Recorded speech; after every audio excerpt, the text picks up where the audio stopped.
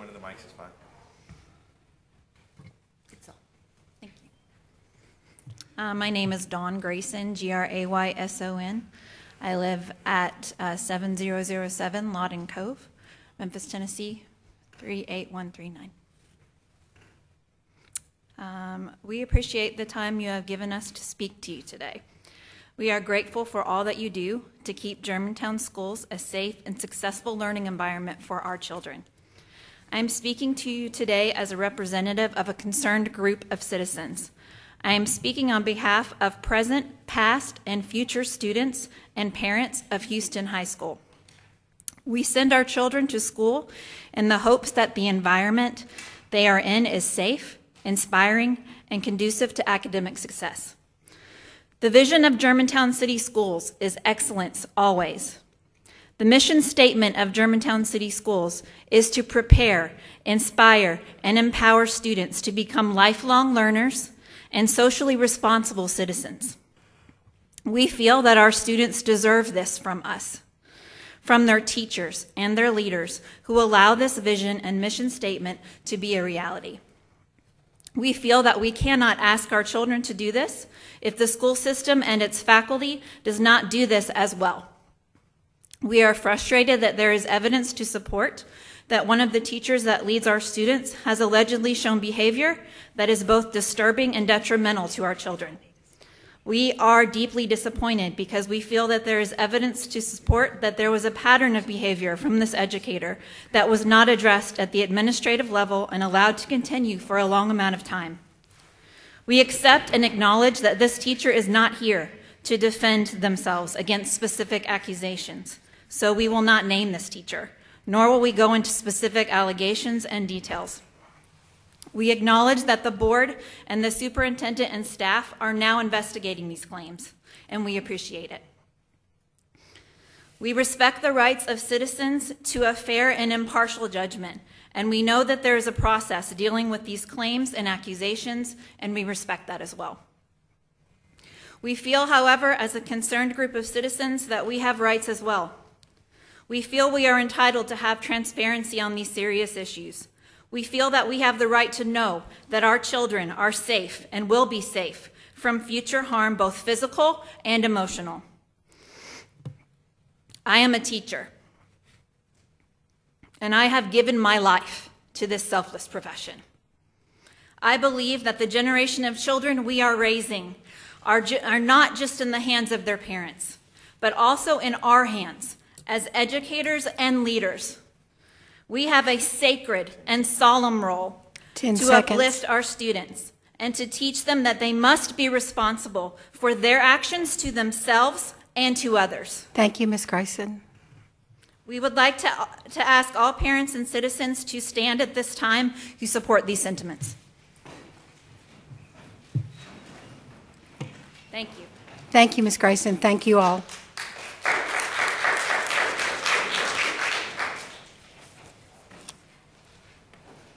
Next is Sherry, and I'm sorry, I'm going to mispronounce it, Denier? Your choice. Just state your name and address, please, for the record. Cherie Didier, 3111 Winston Way, Germantown 38138. I'm going to give you a quick synopsis of what I've dealt with Houston High School. I'd like to tell you about my personal experience with Mr. Terry. My daughter went to wellness class at Houston High School and was choked out by an athlete that was at least double her weight.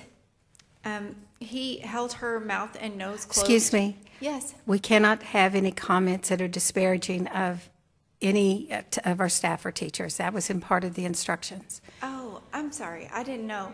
I didn't realize that we couldn't talk about what's going on with our children. You can talk about what's going on with your children. We cannot specifically talk about any staff, former staff, teachers. Mr. Terry, just mark him off the record. So my daughter was choked out by her nose and her mouth because she went to wellness class in an unassigned area, and she sat in a desk that an athlete wanted, and she went to the point where she passed out with she blacked out and she fell on the floor, and Coach blank, since I can't say, came and woke her up and said, "You need to go to guidance." She stopped by the bathroom and cried, cleaned herself up, and went to guidance, and they were told, "Why didn't you go to the nurse? It's your fault that you didn't go to the nurse." So she went to the nurse and told the story, and was told by this particular person that I'm not allowed to name that it was horseplay, which is not horseplay. If somebody does not have consciousness at a school, they should have 911 called, period. I'm very offended by this, and I had to have violence on the school board associated with my daughter to go to Collierville High, which she had graduated from and is a scholar now in college. I don't want to say what school because I don't want anybody to come after her, but it's saddening. It's depressing that these are where my kids live. So with that all being said, since I'm not allowed to say names, which we all know names, and we all know who is in the scandal, it's not a joke. It's not funny at all. It's disgusting. But anyway, Mr. Manuel, addressing you in particular, I would like to say that there's 2 Houston High scandals up for review. 30 seconds. And yet I would like to ask for you to retire or resign. I think you should. Our kids are expected to be saved, and they're not. They're not safe. They're not safe from pedophiles. They're not safe from people who believe in athletes. And I believe that you knew this all along. And I'm not okay with it, and you can remove me. It's time. I'm Yeah. sorry. Is it 3 minutes? Yes. I'm not ready. I don't think it has been. So in the honor of baseball games, saying that everybody should honor you, I don't believe in that. I don't think we should. Thank you for your comments. You're welcome. I appreciate it, You're welcome. and I appreciate your I just don't believe in understanding it. but I appreciate your understanding the parameters we're under as a board Yeah. from a legal perspective. Thank you very much for your comments. You're welcome. I just hope that anybody with a daughter would not be okay with this. You're welcome. Thank you.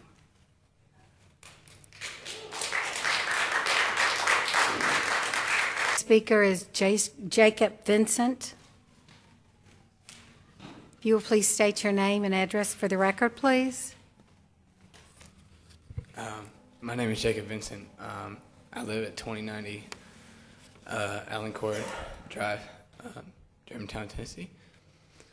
I'm here tonight to talk about my experience with Farmington Elementary and Houston Middle. I was started in elementary school being teased and called names, and it got worse when I went to Houston. In 6th grade, on the way home on the bus, I was singing. I was singing a song that had been caught in my head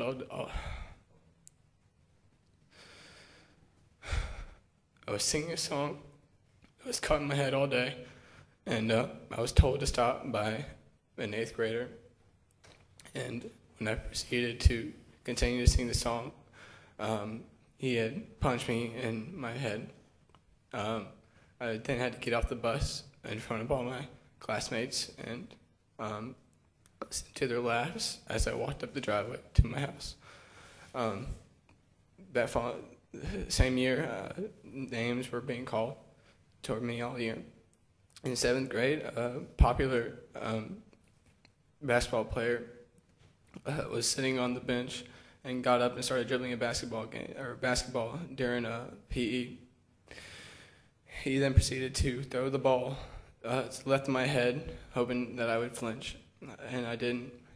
He did this to the right of me and above my head, and when I didn't flinch any of those times, he threw it at my face, hitting me and hitting my head into the concrete wall and knocking me unconscious for a brief period of time. I then walked to the nurse's office by myself and had administrators come in and with him claiming that he had just lost control of the ball. And finally, 8th grade year, I witnessed my best friend get thrown on the ground and put in a neck brace and taken to the hospital. I'm sorry. And I posted something about it and made comments about it. And I gotten called into the administrator's office the next day and asked why I said the things that I said, and they were just out of defense for my friend.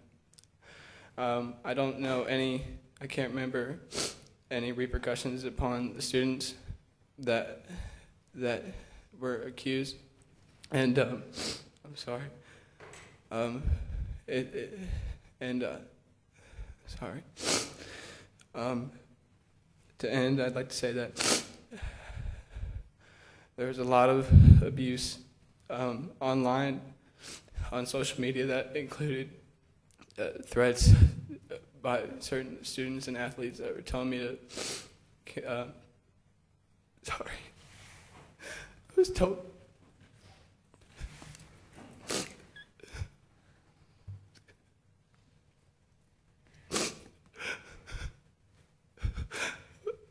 to kill myself many times.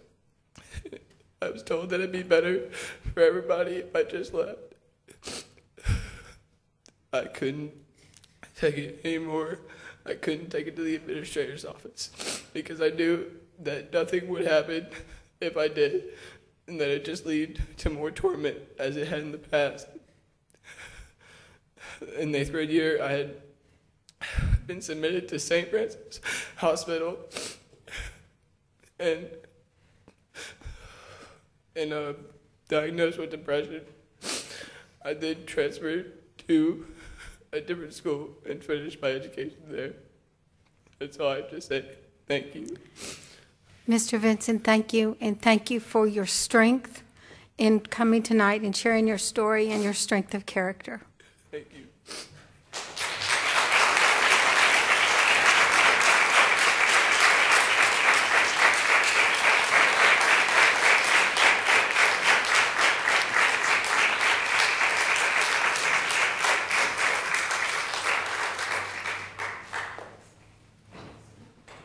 Lori Vincent. Ms. Vincent, you have an amazing son. Yes, I do. My name is Lori Vincent. I live at 2090 Allen Court. That young man is my son. And he volunteered to come here tonight to talk about his story. And I'll admit I tried to talk him out of it because I did not want him to relive that in front of a room full of strangers. But he wouldn't do it. He wanted to have his story heard, to be a voice for the other kids that this is happening to. I hope you are shocked. I want you to be angry. I need you to say, this is enough. We're here tonight to talk about school safety, and I get it. Active shooters in the area, things like that are very important, and none of my comments are meant to indicate that I don't find those things to be important, and steps to be taken to make sure they are safe in the school. But safety in the school doesn't stop at the doors with people who have a right to be there. In other words, it requires that desire, that need for safety to go into the classrooms to make sure that things are not happening that shouldn't happen. Policies are only as good as how well they are used. And you are exactly right. We have a system, we have a policy in place for not tolerating acts of bullying or intimidation. When these things are reported, they are supposed to be investigated. When a violation is found to have occurred, a report is supposed to be filed. It's supposed to go up the chain of command, all the way to the top. If getting punched in the face is not a violation of a policy which describes bullying as physically harming a student or damaging a student's property, what is? if having your head slammed against a concrete wall by a basketball player isn't bullying and intimidation, what is? And yet, when we requested documentation of the number of bullying reports that were made in the 2014-15 school year when my son was there, we received a report that saying the total number of bullying cases reported in that school year was 8. 8 for the entire school year for 2 middle schools and a high school and 3 elementary schools. 8. My son is 2 of them because I reported the bus incident when he was punched and I came home to find a goose egg on his head. I reported, and the school was aware of the basketball incident when he was shoved into the concrete wall and passed out and then sent by himself after having lost consciousness, sent by himself Ms. to the Vincent, room's can office. you wrap up? Yes, please? ma'am, I Thank can. you. 8 incidences that were allegedly reported. My son was 2, leaving only 6 between 3 schools. 4 of those were determined to be indicated that bullying occurred. 4. So that means that when we requested reports on my son's incidences of bullying, we were told that there were none, which means that our reports were investigated and his experiences were found to not be bullying. I find that impossible to believe. Impossible by their own definition of bullying. I ask you to please listen to what Ms. Oaf said.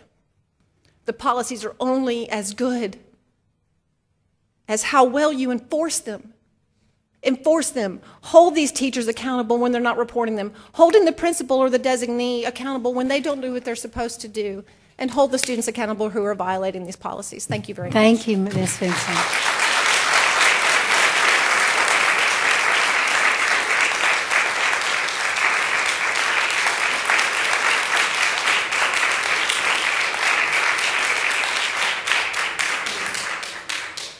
Our next speaker is Herschel Freeman. Mr. Freeman, if you'll come forward and state your name and address for the record.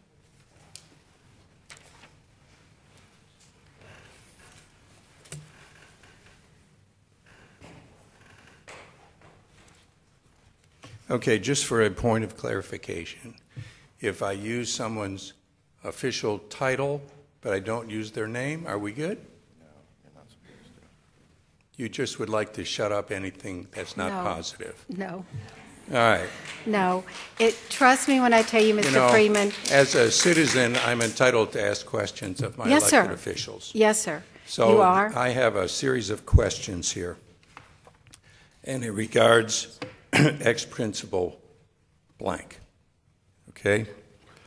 This unnamed person was caught drunk at 3 a.m. putting a ladder up to the window of the 19-year-old daughter of a teacher from Houston High he had been out to dinner with later that evening. Mr. Freeman. I'm sorry, this is from the Commercial Appeal article. That's not true. Is there something wrong with that? Yes. What are you hiding? Why don't you let people ask you questions and be held accountable for your actions? You know, you can't even look me in the eye. Mr. Freeman, it is a public meeting, and we do appreciate everyone who comes forward to share their concerns and their thoughts. However, it is not a meeting for the public. We do not answer questions. No, I'm not expecting answers. I just would like to be able to ask some questions. Yes, sir. And Is that what okay? I ask, yes, sir, if there are no disrespectful comments of any. Okay. So here are some of my questions. When was the superintendent notified of this incident? Who told him about it? Why did he not immediately notify the school board and ask for Mr. Blank's resignation? Number 2, when did the police notify the mayor and or city administrator about the incident? Did the mayor and or the city administrator advise the superintendent on how to proceed? Number 3, when and by whom were the school board members notified of the incident? I'm concerned that its powers were usurped by other authorities and in such a way as to invite possible litigation. Number 4, who authorized the $25,000 payment to Mr. Blank when he resigned? Was this authorized by the board? Is it the usual practice to make large lump sum payments to administrators when they resign? Is this a documented policy? Number 5, this incident raised grave concerns about Mr. Blank's relationships with subordinate faculty, but the superintendent only reprimanded him and allowed him to stay on the job with the condition that he self-report should he do anything again like the July 2017 incident. Was the school board aware of the condition of the superintendent's reprimand? Now, I'm just about done. The bottom line is that the public deserves to know exactly how this matter was handled by public officials from the moment the 9/11 call was received from the teacher's daughter. Only if there is a thorough investigation and public disclosure of the findings and the adoption of new oversight policies will we begin to feel that those responsible for the damage done to the integrity of Germantown and its schools will have been held accountable. And I thank you very much. Thank you, Mr. Freeman. All right.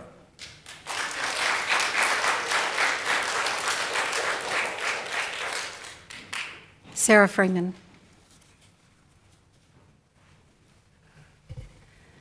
I add the weight of my interest to my husband's comments.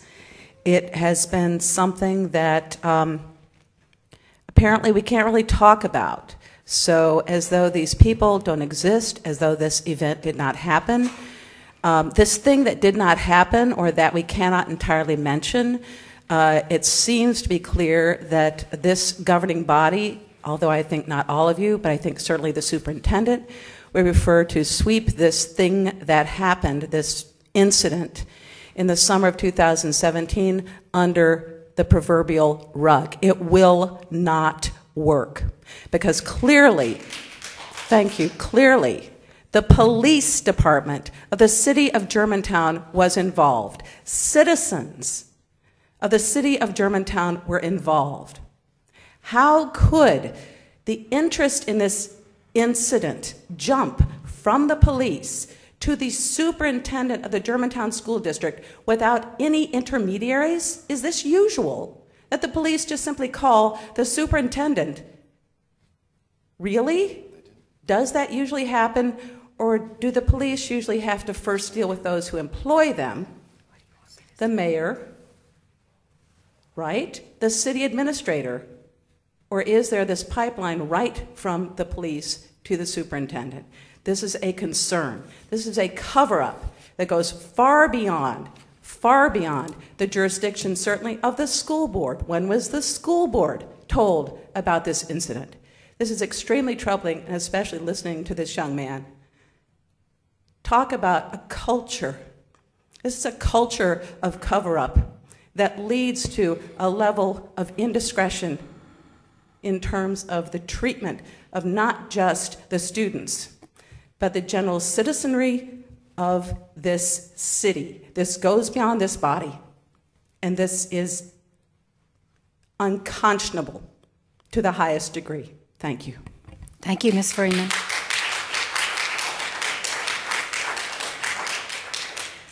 Our next speaker is Suzanne Walls.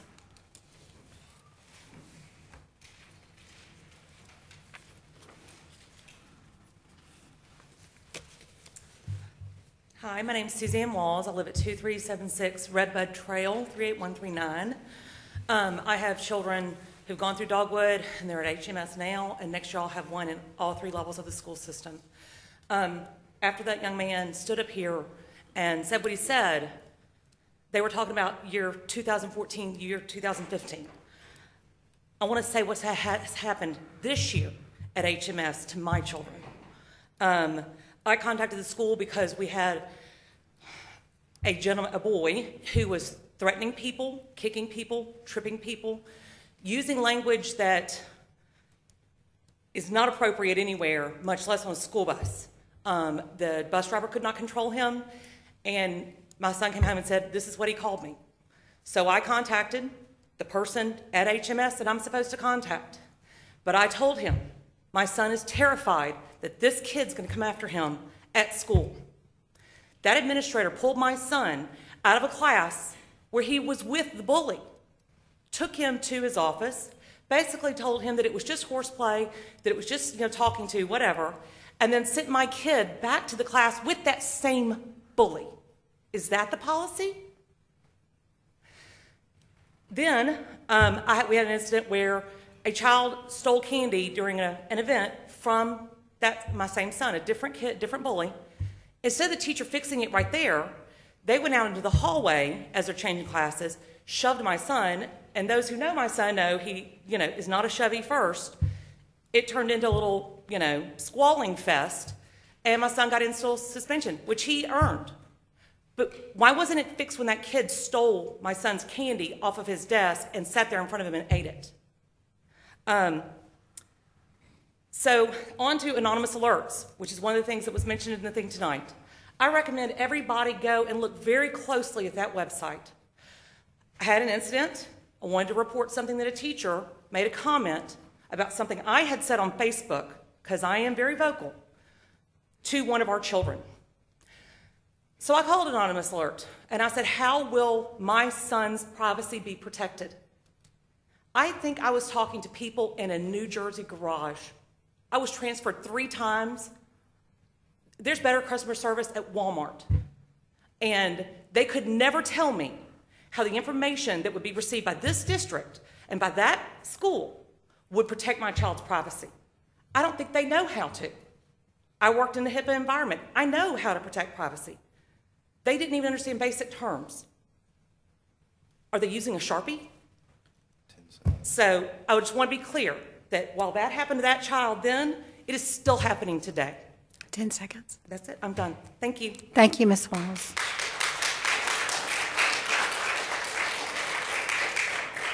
Our final speaker for the evening will be Sheila Hahn. Ms. Hahn, if you will state your name and address for the record, please. Thank you. My name is Sheila Hahn, and my address is 2964 Mallard Lane in Germantown. And what that boy said really broke my heart, I'm sure, with everyone else, and it resonated with me too. Things have happened in our family with the schools that I have not even reported because my kids beg me. My younger son started at the middle school this year, and he was drawing tattoos on his arm, and a kid told him he should kill himself. And I was like, what? I didn't know, is that just something people say and you're just supposed to let it roll over your back? That seems pretty extreme to me. But I spoke with my kids about it, and they were like, no, Mom, his sibling is really popular at the high school, and his parent teaches there, and you can't say anything to anyone. So I didn't. And my other son is repeatedly referred to, you Jew, this about Jews, that about Jews, and I just look at it as, what am I going to do? I mean, I just teach them, hopefully, to have pride in our faith because there's so much pressure on them. And so that spoke to me. And then I just wanted to say that when something happens like the bad news in the newspaper about the high school, it's not time to throw a party for the superintendent. And you can say, this is not the time for this. Don't celebrate me. I don't blame you for anything, but it's not party time here in Germantown. It's time to take responsibility and address the issues, not to celebrate how great we're doing. Thank you. Thank you, Ms. Hahn.